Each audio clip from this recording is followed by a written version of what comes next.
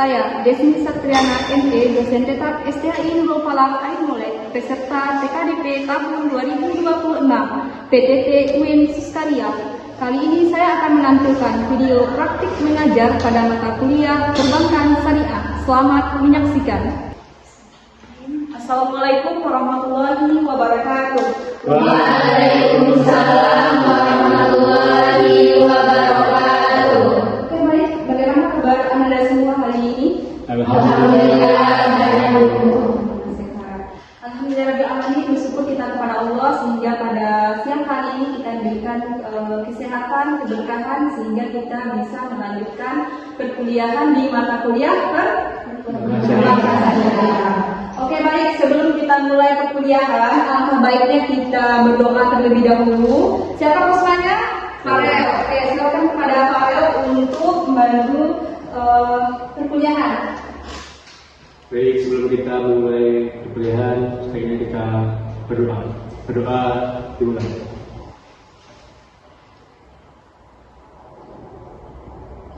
Doa selesai. Oke, baik ya. Semoga nanti dengan bacaan doa, aktivitas perkuliahan kita lancar dari awal sampai akhir. Amin. Oke, selanjutnya kita absensi dulu ya. Saya absen dulu. Hari ini siapa yang nggak datang? Ada si Dika ya, sama Daven. Oke, baik. Oke, selanjutnya kita sebelum mulai perkuliahan, kita melakukan SBM dulu ya, supaya Anda semua bisa konsentrasi dari awal sampai akhir. Ya, oke baik. Silahkan berdiri. Oke baik, sebelum kita mulai perkuliahan, kita SBM seperti biasa. Saya sebutkan ekonomi syariah.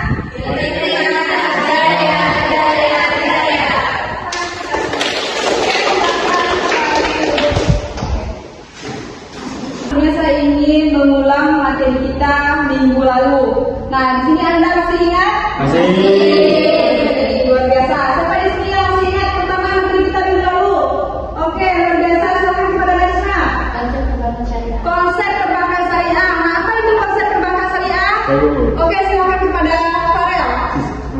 Konsep perbankan syariah itu ialah sistem perbankan syariah yang berlandaskan pada prinsip syariah Islam yang menghindarkan dari prinsip borok, riba, maisir, serta mewujudkan keadilan dan transparansi. Oke, kita beri waktu untuk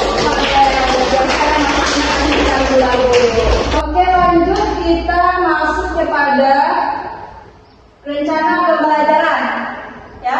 Dimana di sini rencana pembelajaran itu seperti yang Anda lihat, yaitu target kompetensinya ada C4, CPNK 2. Nah, apa di sana mahasiswa mampu menganalisis secara kritis peran strategi perbankan syariah dan akselerasi dari industri halal. Nah, seperti itu ya. Dimana nanti metode pembelajarannya Anda yaitu CBL dan PBL, ya. Di sini Anda nanti akan dibagi dalam bentuk kelompok-kelompok sehingga Anda bisa menjelaskan terkait dengan studi kasus yang saya berikan nanti. Seperti itu ya.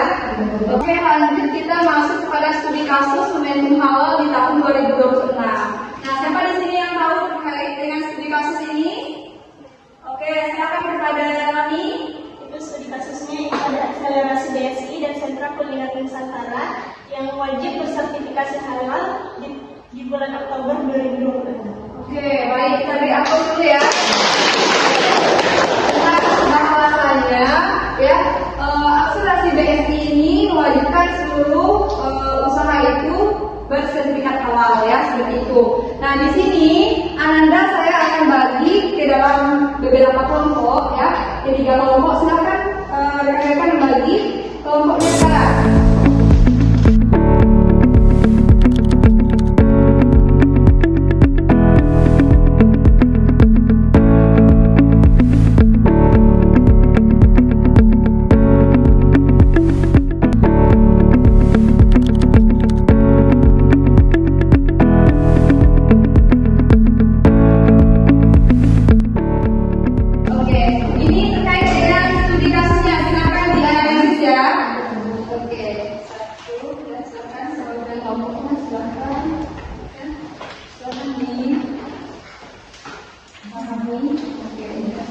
Oke, baik, udah selesai.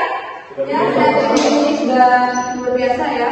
Sudah sampai di poin kedua, ini udah poin ketiga. Oke, di sini Ananda akan mempresentasikan ke depan hasil dari studi kasusnya. Silakan kelompok 1 Farel dan juga kelompok 3 Karima. Kepada Farel dan Karima dipersilakan. Depan silakan. Ya, terkait dengan studi kasus. Silakan dijelaskan. Ya, oke, silakan dulu. Farel, silakan. Terkait yang pertama, yaitu ada kebijakan wajib halal di tahun 2026. Nah, bagaimana pendapat dari kelompok 1 dulu, silakan. Baik, pendapat dari kami adalah jika kita belum lolos sertifikasi halal, bank syariah menghadapi risiko pembiayaan menjadi tidak sesuai prinsip syariah. Risiko hukum ialah pelanggaran regulasi halal, serta risiko reputasi karena dianggap mendukung usaha non halal. Dampaknya bisa berupa restrukturisasi pembiayaan atau penghentian kerjasama. Restrukturisasi adalah proses perubahan atau penataan ulang skema pembiayaan yang dilakukan bank terhadap nasabah agar kewajibannya tetap bisa diselesaikan. Mungkin itu pendapatnya. Oke, bagus. Selanjutnya silakan kepada kelompok 2. Kelompok 2, kelompok 3. Kelompok 3. Ya, oke, silakan kelompok 3. Teknologi finansial dan integrasi dompet digital syariah itu dapat dilakukan dengan melalui sistem transaksi non tunai yang berbasis akad syariah, pelaporan real time, dan smart monitoring oleh bank. Hal tersebut dapat meningkatkan transparansi, mengurangi risiko penyelewengan dana, dan dapat memastikan penggunaan pembiayaan dengan sesuai akad. Oke, bagus ya. Itu udah ketiga poinnya. Silakan kembali duduk dulu ke dua kelompok.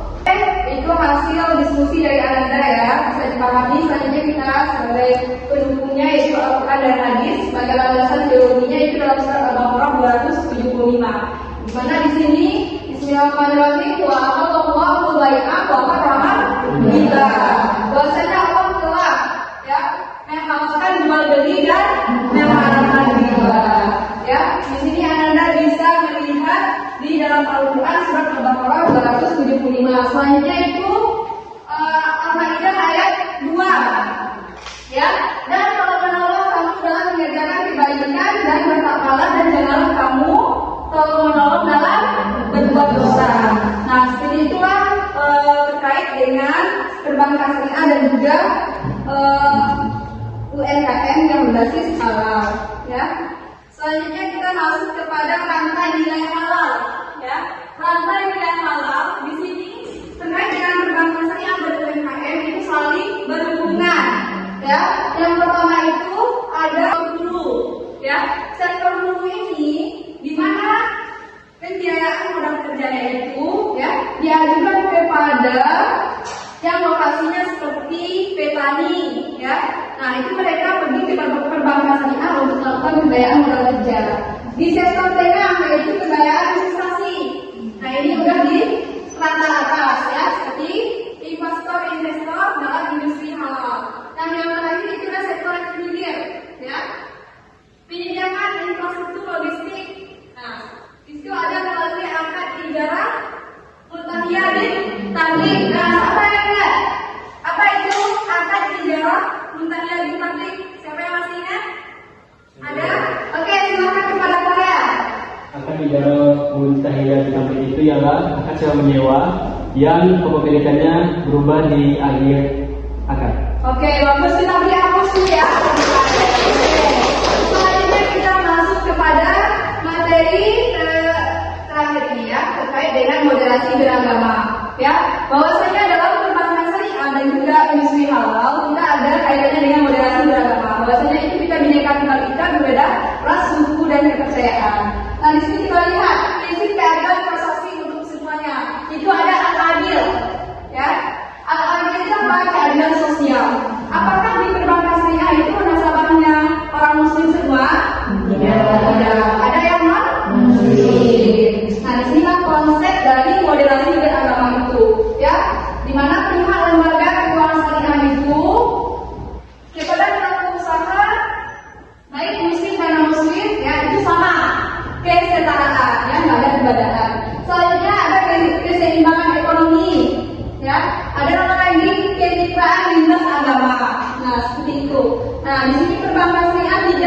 mendiskriminasi ras atau suku, sama semuanya, baik itu non muslim ataupun muslim. Nah, itu dari moderasi beragamanya.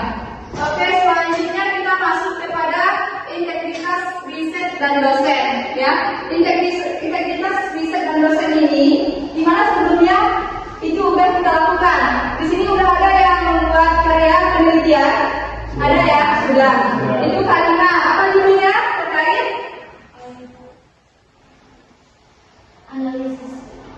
Analisis terkait dengan zakat. Nah, itu termasuk juga sebagai lembaga keuangan. Kalau ini sama satu kelompok, oke. Nah, itu saya juga ada artikel terkait dengan UMKM, ya. Terkait dengan UMKM, nanti kalian bisa searching dari Google Scholar. Nah, selanjutnya kita masuk kepada PKM. Apa itu PKM?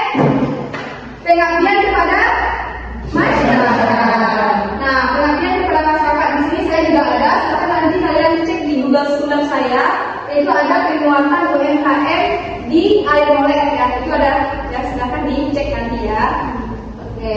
Nah, itulah materi kita terkait dengan perbankan syariah dan juga industri halal. Ada yang mau ditanyakan? Tidak ada. Oke, baik. Selesai dari studi kasus dan juga penjelasan dari saya. Intinya kita beri kesimpulan terkait dengan kuliah kita. Siapa di sini yang bisa menyimpulkan? Oke, banyak ya. Oke, silakan pada Nika. Jadi sinergi perbankan syariah industri halal dan UMKM bukan sekedar transaksi komersial berorientasi laba finansial, melainkan nilai keseimbangan keadilan sosial, kemanusiaan yang berdaya tahan diri. Oke, bagus ya. Itu kesimpulan dari materi kita. Bahwasanya sinergi perbankan syariah itu, ya, industri halal dan juga UMKM itu tidak sekedar dari transaksi komersial, ya, mengarah kepada profit oriented, ya, atau keuntungan semata, akan tetapi juga kemaslahatan, keadilan, ya, sehingga adanya kesetaraan antar umat beragama, seperti itu, ya. Itu kesimpulannya. Oke, selanjutnya untuk minggu depan, ya, itu anaknya saya kasih tugas, ya, tugas kelompok atau di sini yaitu terkait dengan audit dan solusi finansial UMKM. Nah, silakan nanti dikerjakan, ya. Kita lanjutkan di minggu depan, ya. Cukup. Oke, kita akhiri perkuliahan kita dengan mengucapkan alhamdulillah. Oke, wabillahi taufiq wal hidayah. Wassalamualaikum warahmatullahi wabarakatuh.